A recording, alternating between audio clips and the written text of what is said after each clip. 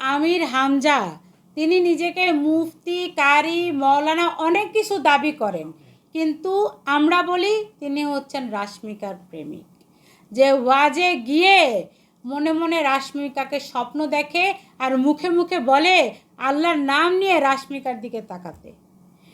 এই হামজা সাহেব তিনি তার ফেসবুক স্ট্যাটাসে একবার লিখেছিলেন, তিনি যদি বিয়ে করবেন বলে স্ট্যাটাস দেন তাহলে 1000 মহিলা নাকি একসাথে চলে আসবে, সিরিয়াল দিয়ে দাঁড়াবে তাকে বিয়ে করার জন্য। তারপর আমাদের দুর্ভাগ্য যে এমন একটা অথর্ব লোককে, যে ইসলামকে বিক্রি করে ওয়াজে বয়ান দিয়ে ওই টাকা দিয়ে জীবন চালায়, এই অথর্ব লোককে আমাদের সংসদে দেখতে হয়। যে অথর্ব লোক নিজেকে কুষ্টিয়ায় উপরওয়ালা দাবি করে বসেছিল। উপরওয়ালা বলতে তো আমরা সবাই সৃষ্টিকর্তাকে বুঝি, তিনি আল্লাহর সমকক্ষে নিজেকে দাবি করে বসেছিলেন। এই লোকটার মুখে সারাক্ষণ খালি মহিলা, তার উপরে সে কি বলেছে সেদিন, একজন মন্ত্রীকে বললেন নাস্তিক।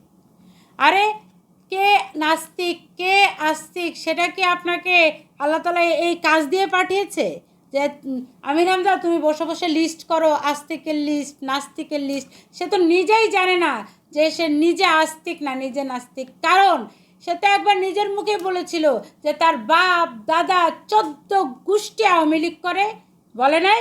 নিজের মুখে বলছিল ওয়াজে। তারপরে আবার আওয়ামী লীগের বিরুদ্ধেই তার হাজার হাজার বয়ান।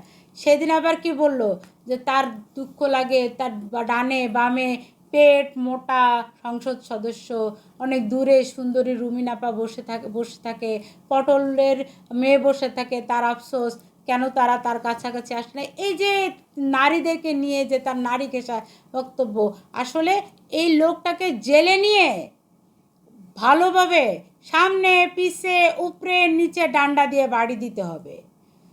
এবং বাংলাদেশ সরকারের প্রতি আমার একটা আহ্বান থাকবে, ওয়াজের বিষয়বস্তু বেঁধে দিতে হবে। যে যার যেটা মন চায় ওয়াজে সে সেটা বলতে পারবে না।